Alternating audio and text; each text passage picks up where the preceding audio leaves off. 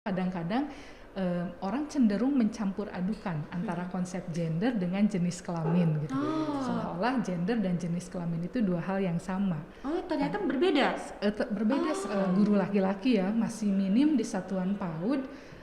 Ya dia memang juga sedikit banyaknya ditentukan oleh konstruksi gender yang ada. Salah satu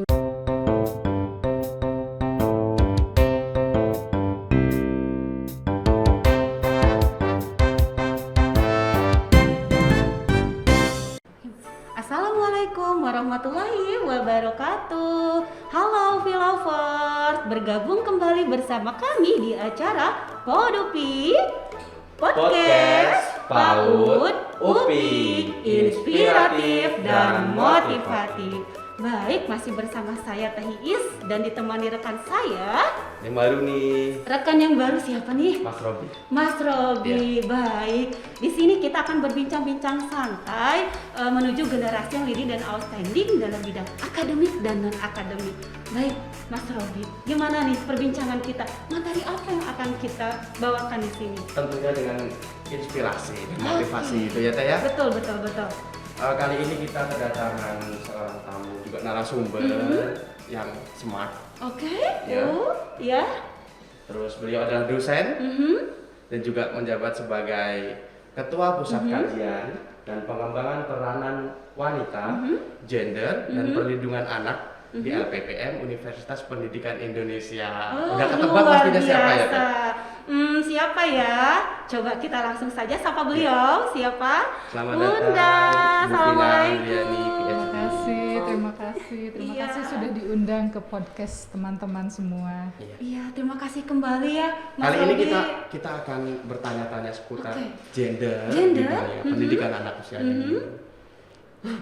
Lebih Materi khusus di yang masa sangat- pandemik ini ya Teh ya. Pastinya gender akan terus menjadi sebuah isu Betul. yang terus dikaji dan diteliti oleh peneliti selanjutnya. Wah, materinya sangat Iya. luar biasa tentunya Mas Robi. Boleh, iya gimana? Kita bisa awali dari pertanyaan awal gitu. Mengapa isu gender mulai dibahas di pendidikan anak usia dini? Wah, luar biasa Itu Bunda pertanyaannya pertanyaan terus awalnya. mengaung-ngaung kayak gitu, Betul, Teh. betul Mas Robi, Langsung betul. kita tanyakan Oh, kepada oke. ahlinya ahli. Ahli. Oke, gimana Bunda? Terima kasih Mas Robi, Teh Iis yang pertama atas undangannya ya untuk hadir di podcast ini. Kemudian yang kedua atas pertanyaannya. Tadi itu merupakan pertanyaan yang sangat penting ya menurut saya dan juga sangat mendasar. Karena biasanya kalau kita bicara tentang pendidikan anak usia dini, mungkin selama ini yang terbayang oleh teman-teman ya, oleh kita semua, oleh banyak masyarakat, PAUD itu isunya kalau tidak tentang perkembangan anak, tentang model-model pembelajaran, Betul. tentang kurikulum, bukan berarti itu tidak penting ya, itu juga Iya. penting, tapi kadang-kadang karena kita hanya memandang PAUD di tiga hal tadi, Betul. isu gender seringkali terlupakan. Betul. Padahal Bunda. seperti yang tadi ya disampaikan oleh Mas Robi bahwa isu gender ini merupakan isu yang sangat penting. Sangat penting. Nah, mudah-mudahan nanti dalam diskusi singkat kita sekarang ya, kita bisa melihat bagaimana isu gender itu memang merupakan isu yang sangat nyata, sangat dekat di dalam dunia kepaudan. Betul. Nah, tapi mungkin sebelum kita berbicara lebih lanjut ya tentang mengapa sih isu gender itu harus dibahas di pendidikan anak usia dini, mungkin tidak ada salahnya kalau kita definisikan dulu ya apa yang kita maksud dengan gender. Gender, betul. Karena di masyarakat awam khususnya, saya masih melihat bahwa kadang-kadang orang cenderung mencampur adukan antara konsep gender dengan jenis kelamin gitu. Seolah-olah gender dan jenis kelamin itu dua hal yang sama. Oh, ternyata berbeda. Berbeda sekali. Jadi iya. kalau jenis kelamin ini kita mengacu kepada kondisi biologis ya, laki-laki dan perempuan yang itu barangkali tidak bisa berubah, tidak bisa dipertukarkan gitu. Meskipun kemarin kita mendengar kasus ya, misalnya Aprilio yang baru saja Aprilia Mangana. Betul. yang baru saja misalnya melakukan operasi kelamin, tapi itu kan kasus-kasus pengecualian. Iya. Nah, secara umum barangkali kalau kita bicara tentang jenis kelamin, dia merujuk kepada kondisi biologis seseorang, baik laki-laki maupun perempuan. Dia sifatnya biologis, dia tidak bisa berubah barangkali ya, kecuali tadi ya dengan intervensi medis, dan dia juga tidak bisa dipertukarkan. Nah, tapi kalau kita bicara gender, kita bicara tentang konstruksi sosial dan budaya bagaimana masyarakat atau society mungkin ya menuntut atau juga memiliki harapan terhadap peran-peran yang dimainkan oleh laki-laki maupun perempuan. Nah, jadi karena gender ini konstruksi budaya, antara satu budaya dengan budaya yang lain bisa saja berbeda pemahamannya tentang apa artinya menjadi laki-laki dan menjadi perempuan. Tentu secara biologis kita tahu misalnya ya karakteristik laki-laki bagaimana, karakteristik perempuan bagaimana, tapi kalau bicara gender, bicara peran sosial, kita bicara tentang sebuah konstruksi. Nah, kalau konstruksi itu artinya dia bisa berubah, dia bisa dipertukarkan gitu. Jadi sebetulnya kalau jenis kelamin itu saklek gitu ya, kalau gender itu ya dia fluid, cair, dan tadi dia bisa dipertukarkan. Begitu. Oh, siap. Berarti gender itu lebih luas kepada stigma dan juga pandangan masyarakat terkait pembentukan harapan sosial gitu ya Teh? Betul sekali, betul. Pendidikan seks sendiri di dunia anak usia dini itu sudah sangat digaungi melalui ya tadi rambu-rambu seks dan lain-lain. Berarti gender itu lebih luas lagi seperti itu ya Teh ya? Betul, dan ternyata tadi Bunda juga dijelaskan mungkin ternyata itu dua hal yang berbeda. Gimana Bunda tadi? Boleh dilanjutkan? Iya, kalau tadi barusan saya mendengar Mas Robi ya bicara sedikit tentang pendidikan seks. Betul, pendidikan seks itu barangkali mengacu kepada bagaimana anak laki-laki dan perempuan bisa melindungi dirinya ya. Tapi juga dia sangat tergantung atau sangat dipengaruhi sebetulnya oleh konstruksi gender. Misalnya kalau kita melihat data ya dari Komnas Perempuan saja misalnya, bagaimana khususnya selama pandemi ini, tadi kan dibahas ya tentang situasi gender selama pandemi, tingkat kekerasan pada perempuan dan anak ini cenderung mengalami peningkatan gitu. Dan kalau kita analisis lebih lanjut gitu ya, analisis lebih jauh, ternyata kekerasan tersebut seringkali terkait dengan konstruksi gender. Misalnya asumsi bahwa perempuan itu makhluk yang lemah, perempuan itu objek yang dia boleh diperlakukan sesuka hatinya. Pada saat yang sama ada konstruksi maskulinitas yang berjalan, misalnya asumsi bahwa laki-laki itu harus kuat, laki-laki yang keren itu laki-laki yang punya banyak pacar misalnya.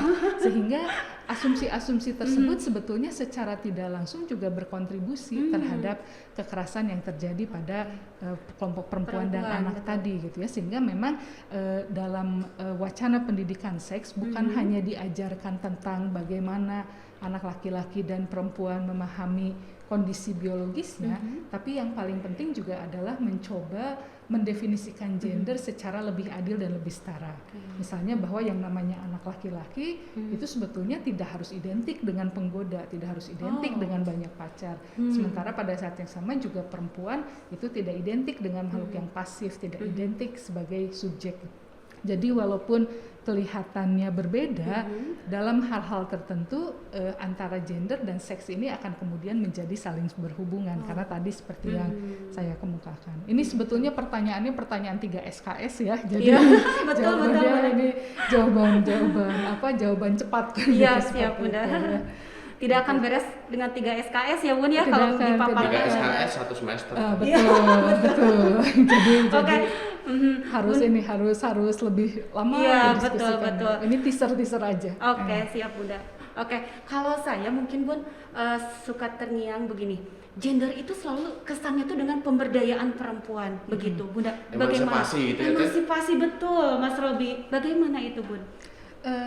Ya memang isu gender terutama kalau misalnya kita bicara tentang kesetaraan gender ya, seolah-olah itu hanya menjadi isunya perempuan saja. Betul Bunda. Nah memang itu mungkin juga bisa difahami karena kembali ya kalau kita melihat statistik misalnya ya tadi tingkat kekerasan pada perempuan dan anak sampai hari ini masih cukup tinggi. Kemudian kalau kita juga lihat statistik lain misalnya tingkat partisipasi perempuan di sektor publik juga masih sangat terbatas. Sampai hari ini misalnya jumlah perempuan yang menjadi anggota DPR itu masih belum sebanyak laki-laki. Kemudian juga memang ada pengalaman-pengalaman spesifik yang itu barangkali dialami oleh perempuan. Sebagai contoh misalnya perempuan rasanya hampir semua ya, mungkin saya nggak bisa mengeneralisasi juga, tapi hampir semua mungkin pernah mengalami rasa takut berjalan di trotoar gitu kan. Iya. Karena ketika berjalan di trotoar mereka takut misalnya akan digoda, akan apa ya, kalau bahasa Inggrisnya itu akan menjadi korban dari Betul. catcalling gitu Iya, ya. iya, iya. Nah itu kan rasa takut yang spesifik milik perempuan dan mungkin tidak dimiliki oleh laki-laki. Jadi memang dalam struktur budaya kita yang masih sangat patriarki, patriarki itu artinya struktur budaya yang masih lebih mengedepankan maskulinitas yang cenderung tadi pro kepada kekerasan, posisi perempuan ini masih menjadi rentan. Tapi yang harus kita pahami, dia rentan bukan karena dirinya rentan, tapi perempuan menjadi rentan karena ada struktur budaya yang barangkali tidak berpihak kepada dirinya. Iya, Sehingga karena ada ketidakadilan itulah kenapa kemudian isu gender menjadi seolah-olah hanya isu perempuan saja. Betul. Tapi tentu saja kalau kita ingin berbicara tentang tercapainya keadilan gender ya atau kesetaraan gender, itu ya tidak bisa dilakukan oleh perempuan saja, perlu kerjasama juga dengan laki-laki gitu. Makanya sekarang mungkin teman-teman mengenal adanya gerakan laki-laki baru gitu ya, yang mencoba mengedukasi laki-laki lah, bagaimana sih sebetulnya menjadi laki-laki itu, apakah laki-laki itu memang harus kasar, harus tadi ya banyak pacar, atau sebetulnya kita bisa menjadi laki-laki yang lebih menghormati perempuan, lebih melihat perempuan sebagai manusia ketimbang sebagai objek. Nah ini juga sebetulnya bisa kita tarik sampai ke pendidikan anak usia dini.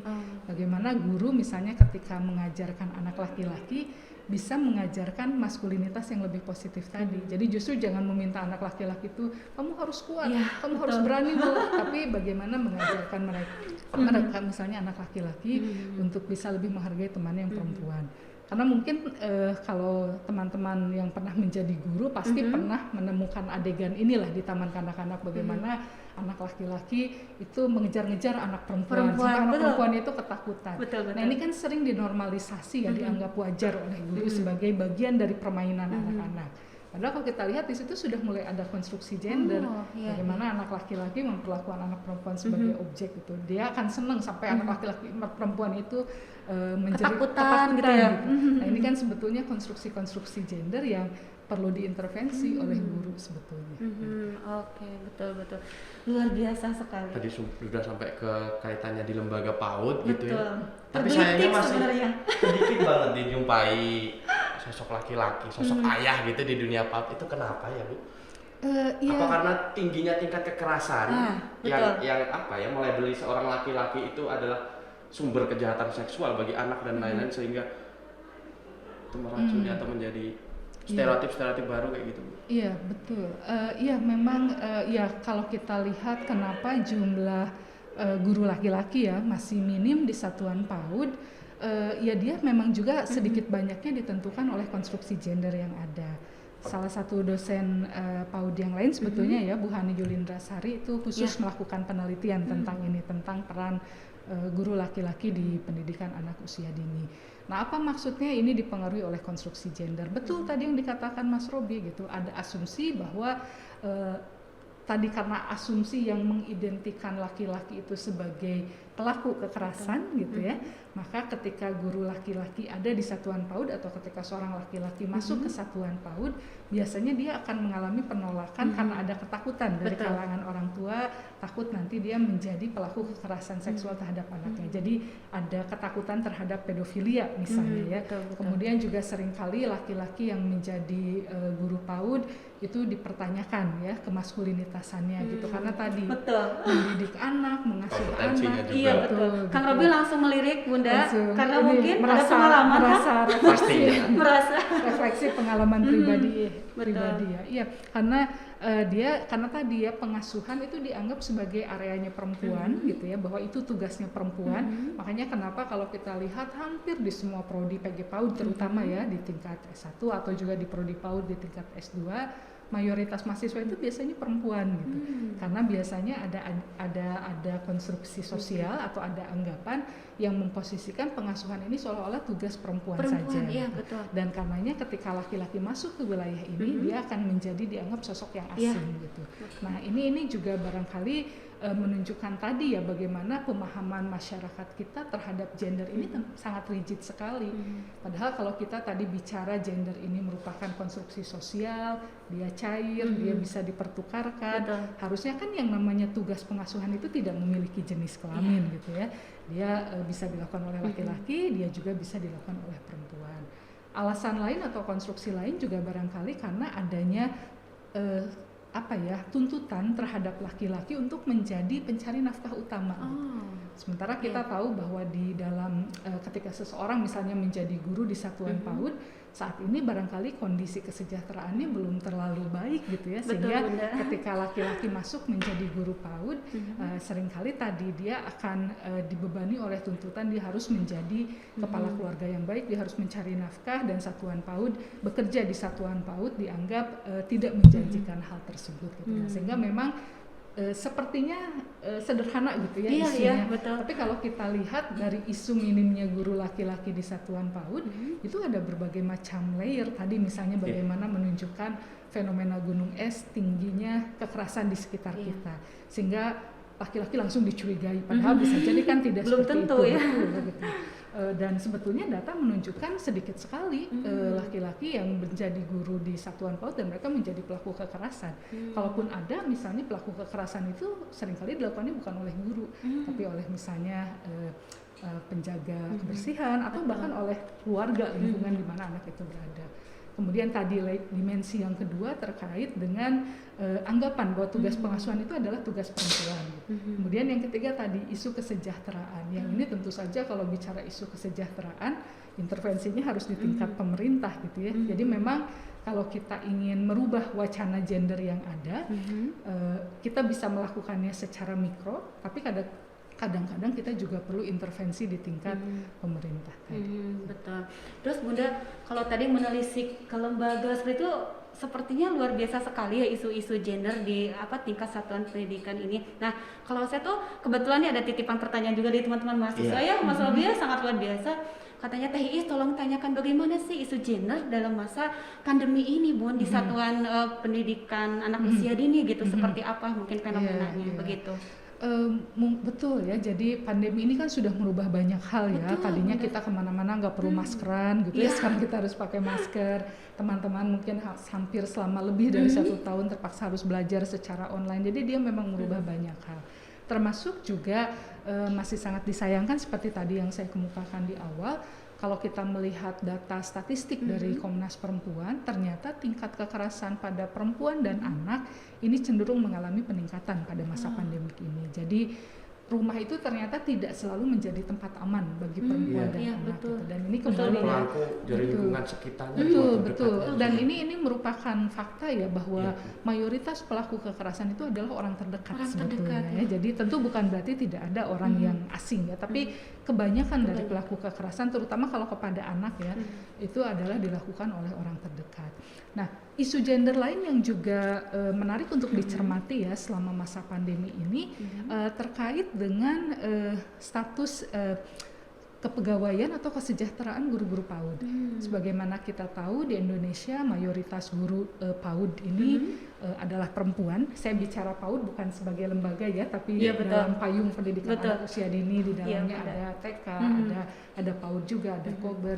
Sebagaimana kita tahu mayoritas guru PAUD itu adalah perempuan. Kemudian mayoritas satuan PAUD di Indonesia itu adalah merupakan swasta, artinya berjalan sendiri gitu. 98% satuan PAUD di Indonesia itu kalau tidak didirikan oleh pribadi, biasanya dia merupakan volunteer dari masyarakat. Dan kita bisa melihat kalau di PAUD itu ketika terjadi pandemi, kemudian anak-anak harus belajar di rumah misalnya, satuan PAUD ini yang paling terkena dampaknya. Karena kalau dalam satuan PAUD tadi kita katakan bahwa yang paling dominan di dalam PAUD itu kan aspek pengasuhan ya. Bagaimana guru melayani anak, bagaimana guru menstimulasi sosial emosi anak, bagaimana guru mendampingi anak, memeluk anak kalau anak menangis. Dan itu kan nggak bisa dilakukan secara online gitu ya. Sehingga akhirnya ketika di awal-awal pandemi terutama banyak orang tua yang menolak pembelajaran secara online, bahkan menolak untuk memasukkan anaknya ke PAUD.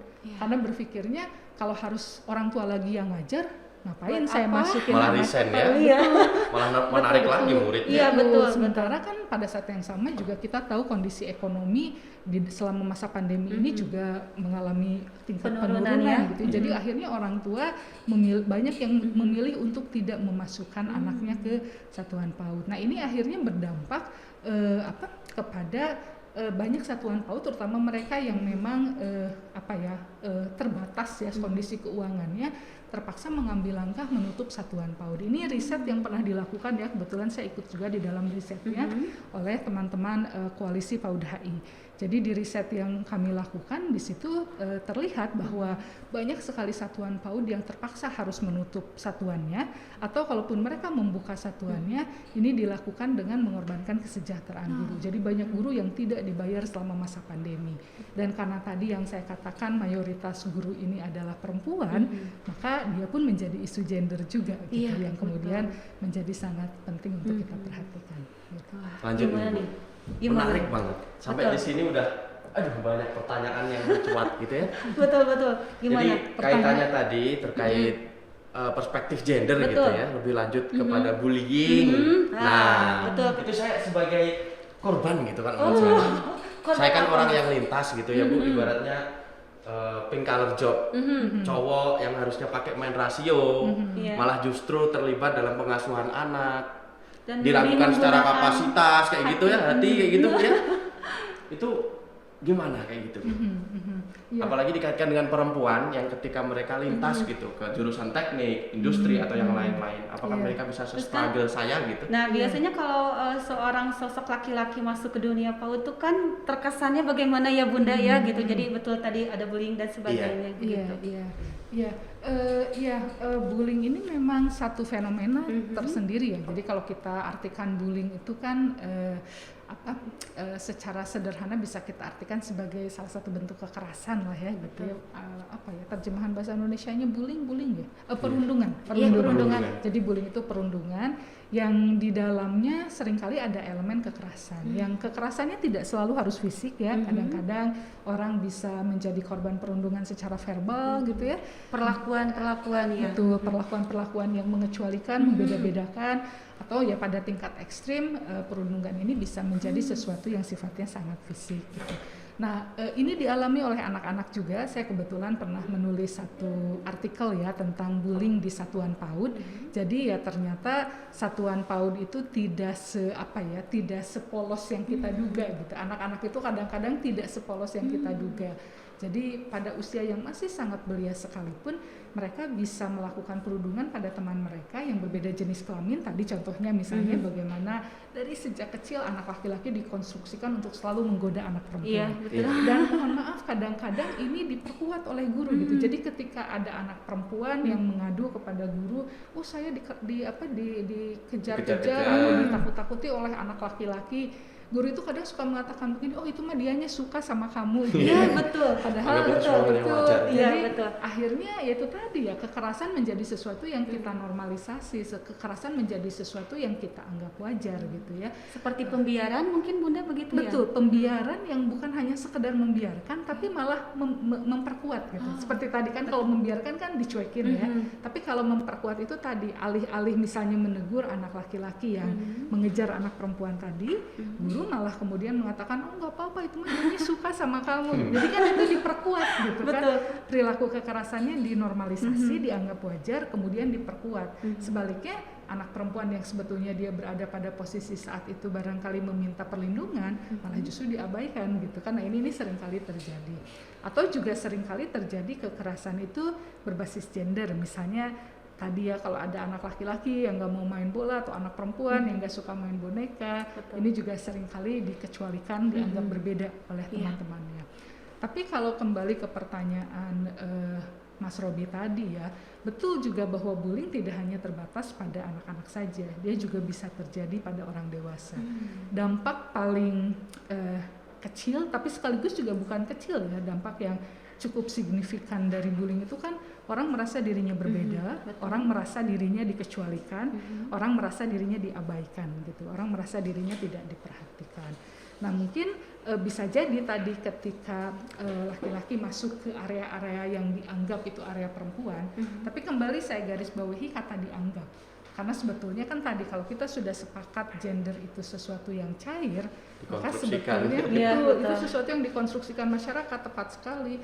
Jadi kalau kita sepakat gender itu sesuatu yang dikonstruksikan oleh masyarakat, harusnya kan peran itu bisa dipertukarkan gitu. Jadi laki-laki bisa masuk ke area-area pengasuhan, perempuan pun barangkali bisa masuk ke area-area yang selama ini dianggap area laki-laki. Karena sebetulnya tadi kalau dia gender, ya dia bisa dipertukarkan, dia bisa dirubah gitu. Tidak ada jenis kelaminnya lah pekerjaan itu gitu kan. Sebetulnya kita yang menganggap pekerjaan itu punya jenis kelamin gitu. Dan tapi betul sekali apa yang dikatakan Mas Robi tadi, bisa jadi ada dua kemungkinan sebetulnya ya. Kemungkinan yang pertama, laki-laki ini dia menjadi korban bullying tadi ya. Dia tadi begitu masuk ke satuan PAUD dia sudah terkena stigma.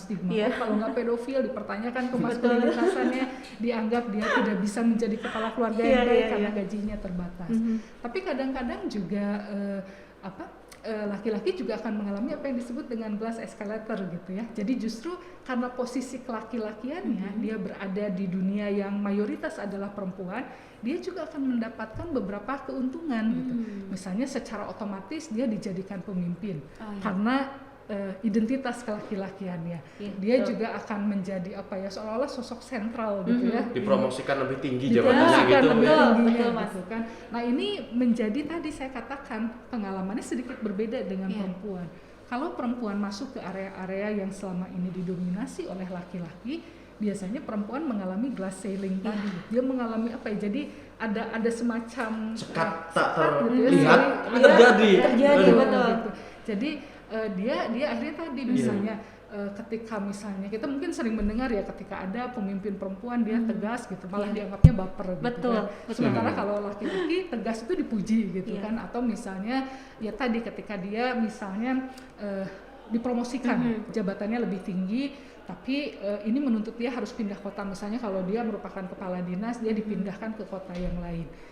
Bisa jadi perempuan tidak bisa melakukannya karena pada saat yang sama dia diharapkan untuk berperan juga di keluarganya. Tetap kan seringkali ya tuntutan perempuan itu bisa menyeimbangkan karir dan rumah tangga. Tuntutan yang sama nggak pernah diberikan kepada laki-laki gitu kan. Jadi laki-laki itu nggak pernah, coba saja gitu. Saya seringkali misalnya orang bertanya bagaimana menyeimbangkan karir dan rumah tangga. Saya biasanya suka Kalau Bapak pernah tanyain gitu kan? Betul sekali. Menyeimbangkan pengasuhan anak gitu sama karir. Betul. Nah itu persis Mas Robi, Teh Iis itu waktu pas beberapa hari yang lalu saya juga kebetulan ada podcast ya dengan beberapa teman-teman di institusi lain.